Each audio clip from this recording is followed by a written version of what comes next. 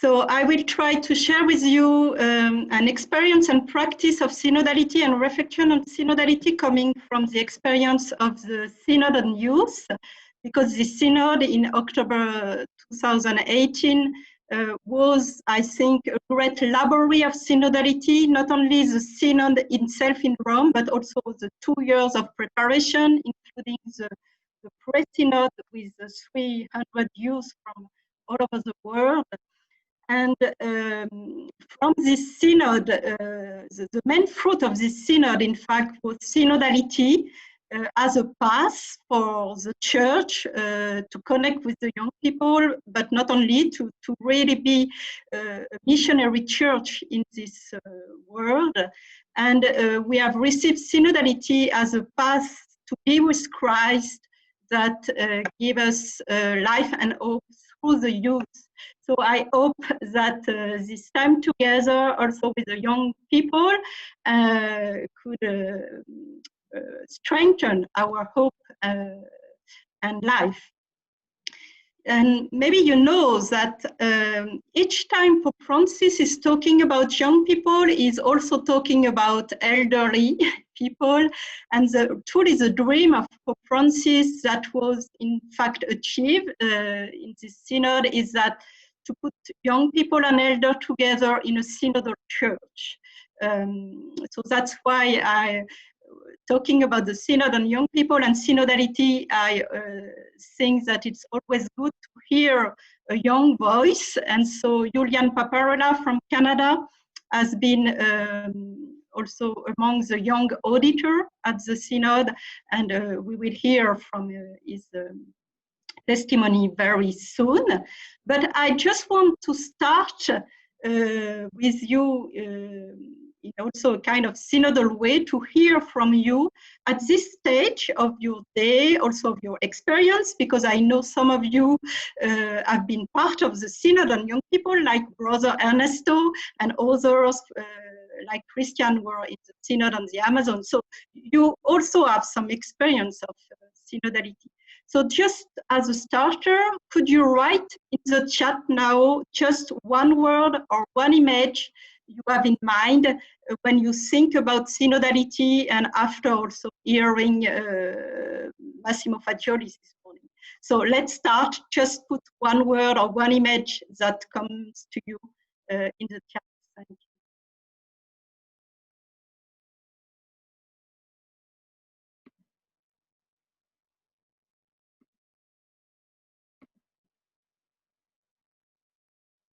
So I just read, mutuality, one tree with different roots, journeying together, real church, the great church, Synod of Whitby, England, image of circles of people,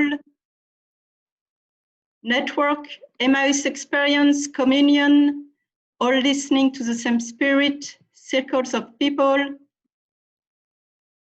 universality of the Catholic Church,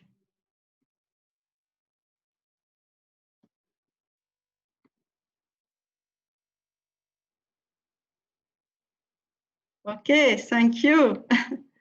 So that's good to hear what you have in mind. So I will share with you my image. It's an image coming from a meeting in the Jesuit Curia. Maybe you can look at this photo. It was for the preparation of the Synod in September 2017. And there was the General Secretariat of the Synod has organized an international studies seminar on the situation of the youth with mainly experts and professors from different universities, from different parts of the world. And there was also a small groups of some young people. And we had small language groups to discuss about the topics. And then each group was asked to share its synthesis. And in some groups, especially in the Italian group, it was mainly, you know, older people, experts. And so to share the synthesis, there was just one delegate from this group who was talking, you know. And when it was a group, it was an English-speaking group with a great majority of young people, I was very struck by this image. All the young people who were in the group came together to do the presentation and to share the synthesis together. So each one said, 1 minute says something. So you just see 3 of them, but there were almost 10. So, this image for me says a lot of 2 different ways of doing and how young people spontaneously do things collaboratively together. So our focus for this topic will be more, as you know, focus on the practice of synodality. And Massimo Fagioli told you about this main key speech from Pope Francis about synodality. You have probably read, or you can read it very often. So for the commemorating of the 50th anniversary of the institution of the Synod of Bishops. And so he explained his vision on synodality. Then he says, journeying together, laity, pastors, the Bishop of Rome, is an easy concept to put into words, but not so easy to put into practice. So that's, for me, the true challenge for today. How do we implement synodality? We put it into practice, because that means new way of doing with also participative process and synodal process. And the church is still learning about that. So I will propose you to have a kind of synodal process. So now you will take, 8 minutes of personal reflection on some questions I will share with you, and after that you will have a breakout in small groups. I think it's your reflection group, to share about your personal reflection, and then we will come back together, and I will give a presentation with Julian. And at the end of your small group, you will be asked to put in the chat 3 key attitudes for synodality that you have identified in your group. So that's the question now for your personal time. So just take time, you can choose a question, or well, it's just to help you to reflect on your vision, your experience of synodality, your practice of synodality, but also what do you identify as driving forces and resistances to implement synodality where you are in your organization, in your community, in the church. And the last question, what do you identify as characteristic attitudes and skills for a synodal leader? And so at the end of your small group, you will have 20 minutes in small groups.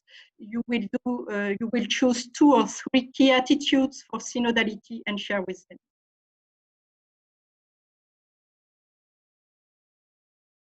Continue to explore synodality through the experience of the Synod on Youth. And so don't forget to put your feedback in the chat, and we will share them later. So what we have learned from the Synod on Youth is that really synodality is a key to connect and act with young people and to meet today's missionary challenges. So this synod has helped to really be aware of the importance of a synodal form of the church for the proclamation and transmission of the faith. We can say that synodality is the only way today to really evangelize the young people. We are talking about, I think there are some echoes, is it okay? Yeah. Synodality, we are talking about synodality in a context of epochal shift, with this time of pandemic, and we can learn also from all these months of crisis that are also a time of chaos, that it pushes the church all the more to move toward a synodal church. And really, we can see that this crisis has been and is still an eye-opener that highlights the vision of the Youth Synod and Christus Vivit. And especially, and after the Synod on the Amazon, we can see how the synodal conversion is completely intertwisted with the ecological conversion. And so to introduce Julian Paparela's testimony, so this young man from Canada who was auditor at the Synod, he will share with us his testimony from his experience of the Synod. I just want to give you very briefly key outcomes from this Synod. First thing, young people want to be heard. They want to be protagonists. They need guidance at the same time. They are engines of synodality.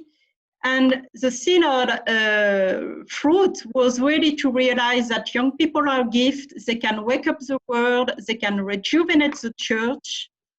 And they are at the front lines for the mission in many fields. But we have to keep in mind, and especially in this time of crisis, what we have heard through the Synod are the cries of the young people, who are the first victims, the first among the poor. They are the first who are unemployed now because of the crisis, but they have a capacity of protagonism and resiliencies, and they are change maker and future driver. So they really want to change the world. We can see that in so many countries when they protest, and but they also want to change the church. And Pope Francis really asks them to give their intuitions, their reflections, and their dreams. So that's why now I just give the floor. I ask Julian to share with you his experience of the Synod. Thank you, Julian. Thank you very much, Sister Nathalie, and it's a real pleasure to be with all of you. I'm not sure if what I'm going to say is going to be blatantly obvious to you, so my apologies if it is, but my goal is just to share a couple elements from my experience of the Synod in hope that it can also enrich some of your reflections and then some of the concrete actions that you'll be able to take as you leave this conference, this time together. So I just wanted to start with two questions to kind of situate at least my experience of the Synod. And they're questions that I would invite each of you to keep in mind. The first is, what is my relationship with young people? So in your ministry and your various responsibilities, whether it's within your religious communities, with other young people, what's your relationship with young people? And secondly, how can a more synodal approach nourish your relationship with young people? Nourish the quality of your relationships with them. Nourish your way of collaborating with them and walking forward together. For me, this idea of relationship was really key to the Synod, because I think that relationship is one of the areas where we're most in need of change, most in need of conversion. And I saw that particularly, for example, the change in relationship between generations. Pope Francis speaks so much about the need for old and young to hold hands and walk forward together as we dream together, but also the relationship between pastors in the church and those that they serve, those who minister to young people or those who minister with young people, and the young people who are in their care. Also a change in the relationship between the local church, local situations in the church, and the universal church. So all these areas require changes in our way of being in relationship with one another. Because for what the Synod taught me was that most of all, and I'm sure this is what you've been discussing already together, the Synod is each of us and all of us taking the same path, moving forward together in God. And as Pope Francis said, this is the path that God expects of the church in the third millennium. So how can we take this path together? I want to share with you some concrete points from my experience, things that either occurred to me before, during, or immediately after the Synod. First of all, I think it's the importance of asking young people what their needs are, what their realities are, what their concerns are. And this was repeated over and over and over at the Synod. Cardinal Tagle at one point, for example, spoke about how this is even the approach of God. God listens to us. God listened to the cry of Israel. God listens to us when we pray. So how can we have this same approach of listening, of opening our ears, and also opening our hearts to ask questions, to be willing to admit that we don't have all the answers, and to really hear what the other, and especially the young person, has to tell us. Next, I would say the importance of accompaniment. As Sister Nathalie mentioned, young people need guidance, whether it's in a group setting, whether it's in an individual setting, whether it's as part of their vocational discernment or simply as part of their journey through life, whether it's with a lay accompagnateur or a religious or a priest. How can the church better accompany young people? And for me, that was a huge pillar of my growth as a Christian in life.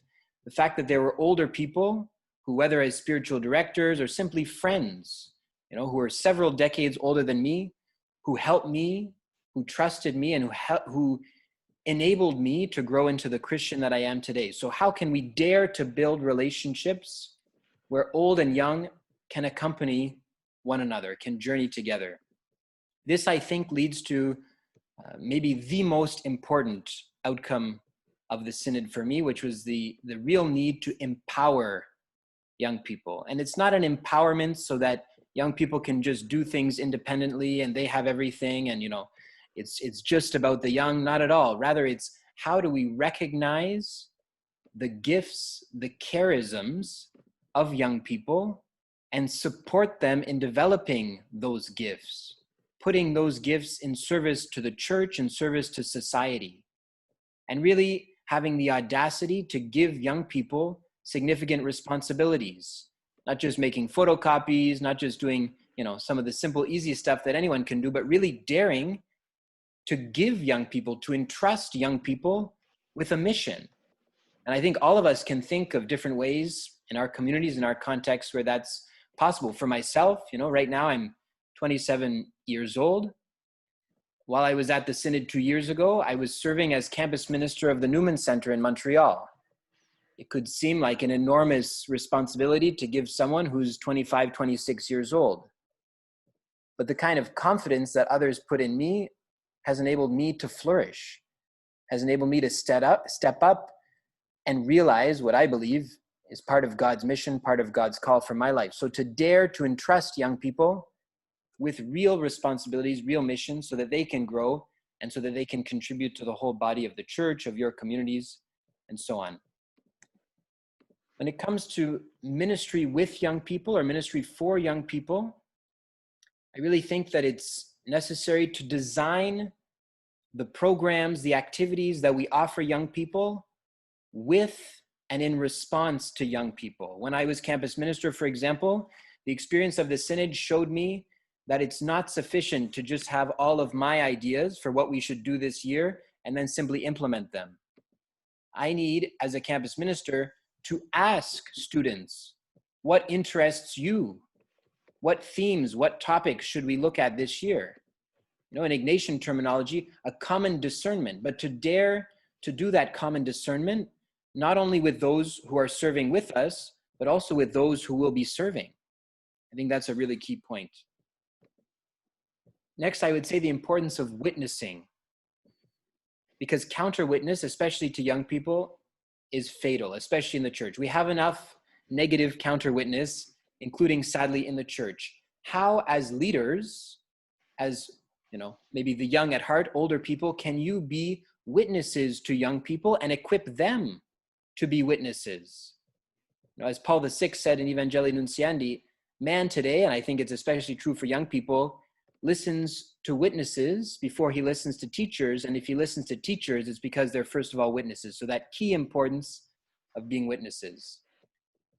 To summarize, to give you 3 concrete objectives in how to be a church together with young people, better incorporate young people, I would say, listen to young people, empower young people, and be with young people. As Pope Francis says, get your hands dirty with young people. Don't wash your hands like Pontius Pilate. Waste time with young people, just being with them, taking time to listen to them, and then empowering them. And I think a key image to keep all those three in mind as you go about your life, as you go about your ministry, as you go about trying to walk with young people, is the disciples on the road to Emmaus, where Jesus goes to them, meets them where they're at. Jesus asks them questions. Jesus walks with them, even in what might seem to be the wrong direction. He wants them to be in Jerusalem with the apostles. They're going home to Emmaus. And through this common journey together, they are able together to come to a deeper encounter of Christ. And to me, that's what synodality is. How can we walk together? How can we listen to each other, realizing that in listening to each other, in journeying together, we're not only better able to listen and walk with each other, we're better able to listen and walk with Christ, who's there in our midst. And I would conclude then with this, to me, a beautiful citation, quote, from the preparatory document of the Synod, but which for me really sets the tone. It's part of the introduction. And in some way, I think it encapsulates Pope Francis's vision for this whole Synod on young people, but also for synodality more generally. The introductory document says, by listening to young people, the Church will once again hear the Lord speaking in today's world. As in the days of Samuel and Jeremiah, young people know how to discern the signs of our times indicated by the Holy Spirit. Listening to their aspirations and dreams, the Church can glimpse the world which lies ahead and the paths the Church is called to follow.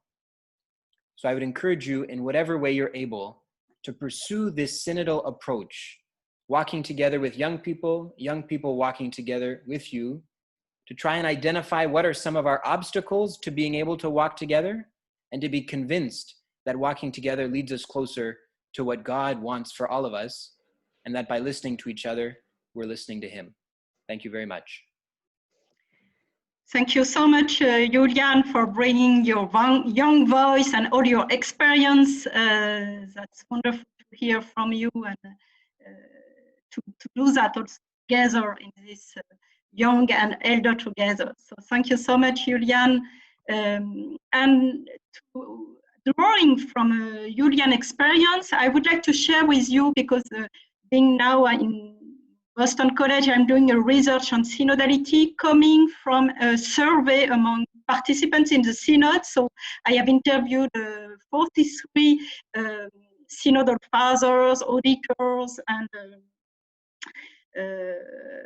experts, all different categories of the synod from all over the world. And I will share with you, you are among the first to hear from the outcomes from my survey. So what is interesting is this experience of synodality and the synod, when everybody I have interviewed, when I ask them what are the most striking elements at the synod for you, they all talk, especially synodal father, the presence and voice of young people.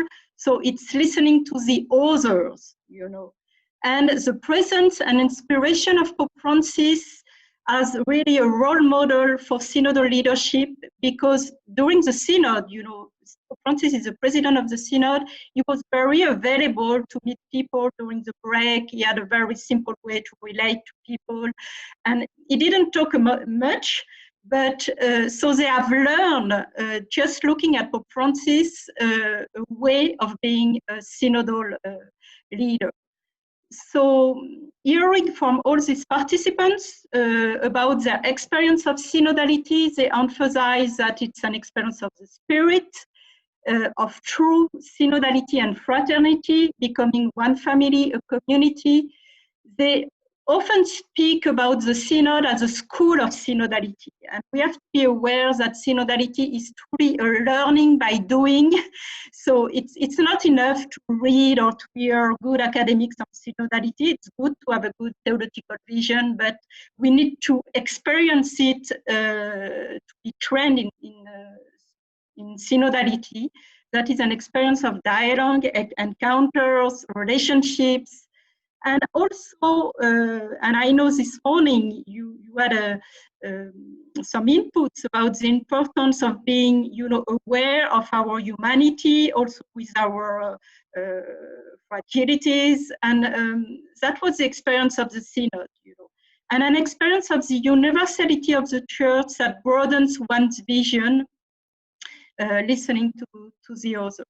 And the impact of the Synod on the participants, that means the impact of synodality, and we have heard also from Julian about that, is an empowerment. So synodality, helps people to really move forward and to be empowered. It can confirm them and give them a kind of reassurance on this way to be a synodal church for those who are already open to that, or it can also change their mindset and they have a new vision of the church. But it produces a great love and commitment to the church. So especially with young people, I think, synodality today is the only way so that people feel part of the church and are inserted into the church. So when they have this experience of synodality, then they change their approach in ministry, and Julian told us about that. And especially, they express that it's a new way to lead in a more collaborative way. And the fruits of synodality that are the fruits of discernment, the fruit of the Spirit, them, joy, missionary impulse, communion, empowerment. But mainly, the experience of the Synod and synodality is that we have to change. And I know that's why you are also here. So the participants in the Synod emphasize how synodality is a practice, and it has to be, it's about a different way of being church. It's in fact the vocation of the church for today, a call to be herself and to live our mission in this world. And synodality is the other very important thing, is a process. It's a spiritual process. And we have to be aware that synodality takes time. A synod, it's 1 month in Rome, but all local synod, experience of synodality in our communities, the time is greater than space, and it takes time. Doing things alone, we can go faster. But the true also aspect of synodality is that it's a path of conversion, and it's an open path. That means we don't have ready-made solutions or prepackaged answers. And someone told me, synodality is also, a synodal path as also can be a mess, And Pope Francis, in a very recent in an article, I will give you the reference. So you will get this PowerPoint with all the references. Pope Francis says that synodality is also about, at a time, things could be disordered, and we don't know the end of the path. It's a lifestyle of collaboration and participation. And so it really requires to have synodal leaders with a vision and practice of servant leadership. And that's a strong claim from those who participated to the synods. The difficulties and challenges that have been identified, and I'm sure that could also meet what you have shared in your group, it's not easy to really understand what synodality is, and according to our languages, we don't have the same, background, connotation. So we have to be truly aware of these differences of languages and culture. So there are fears and struggles with the notion and reality of synodality. And many people would like to do things in a more synodal way, but don't know what kind of methodology to really listen to everybody and to reach the diversity. So I will propose now to give, some not guidelines, but reflection elements for us about synodalities that could help us. The method of the Synod on Young People was following the Sea Church Arc method and retranslating with these 3 keywords: listening, interpreting, choosing. That's the triad of synodality. So the listening is very important, but it's not enough, Then we have to interpret and to decide. But there is a kind of circle that we have to interplay through contemplation, communication, and action. The image of synodality can also help us to figure out how to live this synodality today. So you have this famous image from Pope Francis, the invert pyramid, and other image that can help us. Synodality is about finding a consensus, building a communion, but not in with the image of the sphere, but with the image of the polyhedron. That's also Pope Francis' image. From the Synod on Young People, we have heard that truly synodality is being a church as a family. And I have heard, especially from participants from Africa, who have this idea of the church as family. They are very interested to draw from this image to connect with synodality. The Road of Emmaus, Julian told us about it, the New Pentecost, but another image that came through the Synod on Young People, it's a biblical image that is very interesting for us, the tent of meeting, in the Exodus. It's a way to represent a dynamic church in movement, that is not a cathedral just with stones and a fixed church. So it's also about, a more, as I say, a fragile church that is moving. And the other image is to be together on the same canoe. That's also an image that came up from the Synod, to take risks together, to look at the church as a canoe, because the boat is really the first image for the for the church that we have from the Gospels and the beginning of the church. And I had a chance to. I am a sailor, and I have learned a lot through my experience as a skipper and from sailing. That the good skipper, is the one who don't go where he really want to go, but who is truly the one who can assess the crew who are in the team and navigate according to this crew. So we have this idea that synodality is connected to a vision of the church coming from the root. That's the idea, the theological idea of ecclesiogenesis, a church in emergence. We have to envision the church constantly being born and starting anew. So it's a generative approach. It's a church, of course, that is received from the Spirit and is the image of the Trinity, but a church that is a relational church, as Julian told us, doing with the people and the true people and the true concrete people who are here.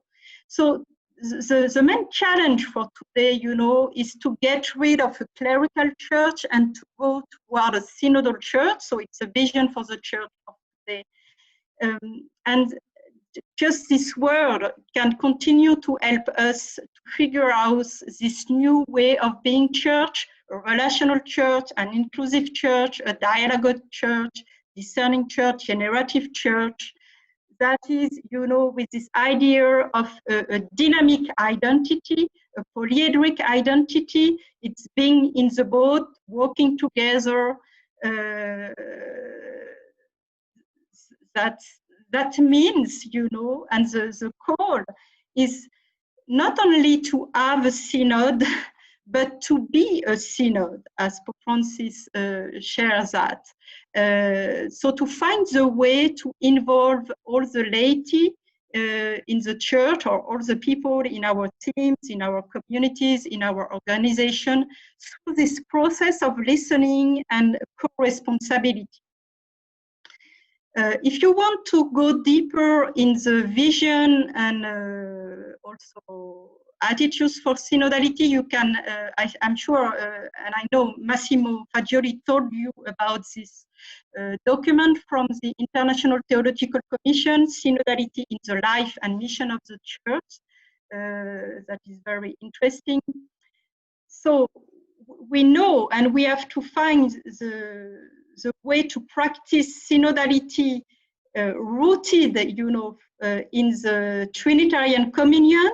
But synodality is about the church in history, in this concrete world. It's truly an embodiment, and it's about an incarnated church.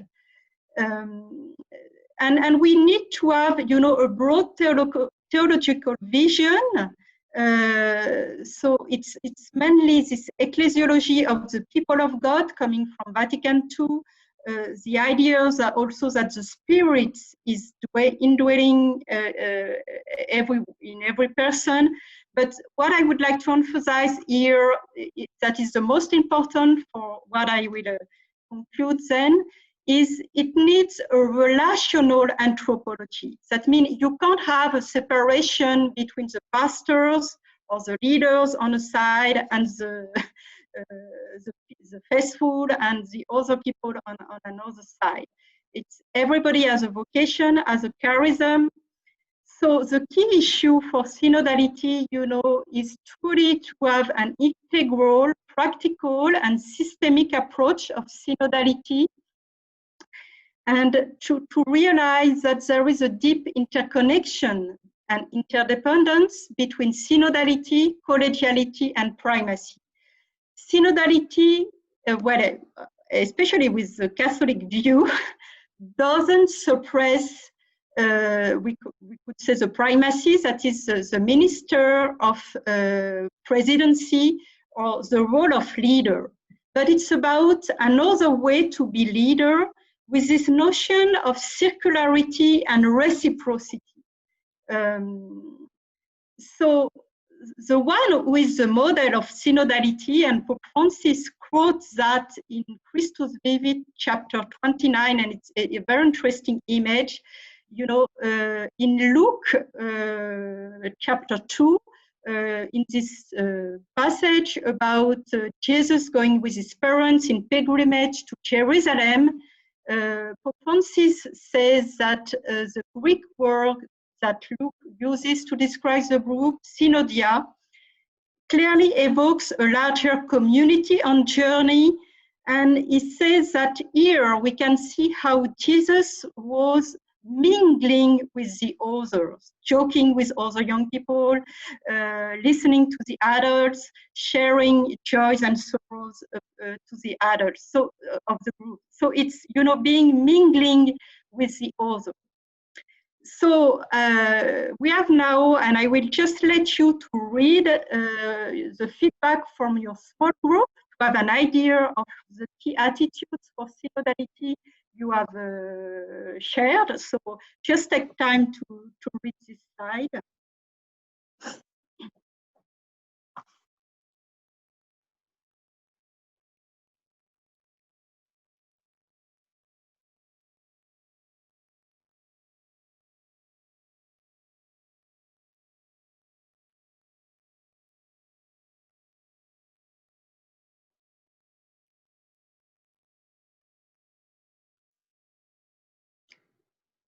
So it's really interesting to hear from your feedback, emphasizing this notion of listening, inclusiveness, dialogue,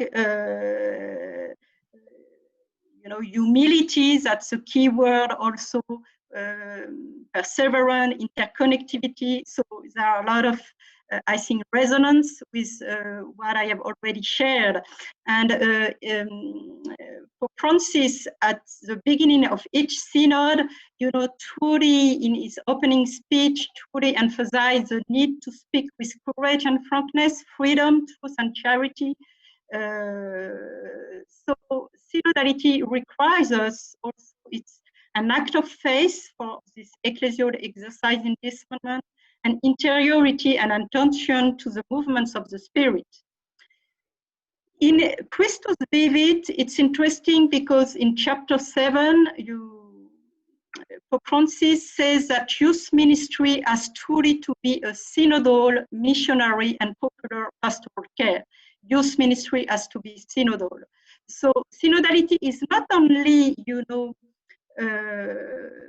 to talk about issues and to find a consensus, to organize the church, or to organize our community. It's also about pastoral care, about ministry. And the most important thing that young people ask the church today is authenticity and interactivity. So we can't be a missionary church in another way as we are ad intra. So synodality is about linking ad intra and ad extra, and to be coherent. So in this world of today, the church can't just, be in the top-down way. That doesn't work anymore. So it calls for a new style of leadership based on co-responsibility and participation, accompaniment and empowerment. And for me, and being, in the US with that's something very strong here, this idea of empowerment to help the other to really to develop what they have received. So the Synod on Young People gave us this idea that this exercise of the authority as an empowerment is to liberate the liberty. It's a generative force to activate and liberate the freedom. It's about making the others more free. This movie you probably have seen of Gods and Men, and they are under the threat of the attacks of terrorists, and they have to decide if they will stay in their monastery in Algeria or not with the terrorism. And so there is a discussion among the community, and the end of this discussion is the members of the community told the prior, Brother Christian de Diergier, we didn't elect you to decide on your own. We didn't elect you to decide on your own. And all the movie is about a process of discernment. Will they stay or go? And I think it's a very interesting movie also about, this synodal way and the conversion of Christian de Diergier. So you can look it up after. So synodality needs, not only to be lived in a Synod of Bishops, but through synodal institutions at all levels of the church. And there is, Pope Francis talked about an ascendant way of synodality coming from the local churches, but it's also, not only the dioceses that have to organize a diocesan synod or have synodal institution, it's also in religious community chapters. It's also for church movements, general assemblies and councils. Synodality requires meeting, and we can, not everything is a synod, but synodal processes can be lived at all levels of the church, because today we need to have a kind of synodalization of all the church. And it requires also new structures. It's not only, it's important, a personal path of conversion and a communal path of conversion, but just to give you an example of a French diocese, following their diocesan synod with the call to implement synodality, they have transformed the organization of the parish, and they have given this principle: a leader never decides alone without having consulted the person and instances with which he is associated. So to decide not alone but with the other, it's good to have in mind this notion coming from Cardinal John Henry Newman. It's a notion of conspiration. That means, you know, it's a bringing together, and the president, we can say, the leader at the end has to decide and confirm a decision, but is not separated from those who have participated to the listening, to the consultation, to the discernment. He is among them, and he can't think about himself, you know, as separated from the community and the people. So it's truly a call for teamwork with this vision of collaborative leadership. And it asks leaders to be, you know, really repositioned as part of the community, bonded to the people, to be we together with the Spirit. So there is also this idea, there is an accountability, and we can draw, you know, with this idea of fratelli tutti. We are all connected in the society and in the church. So of course we have to learn this capacity for working collaboratively. And now I will just go to the conclusion, because I think we are almost at the end.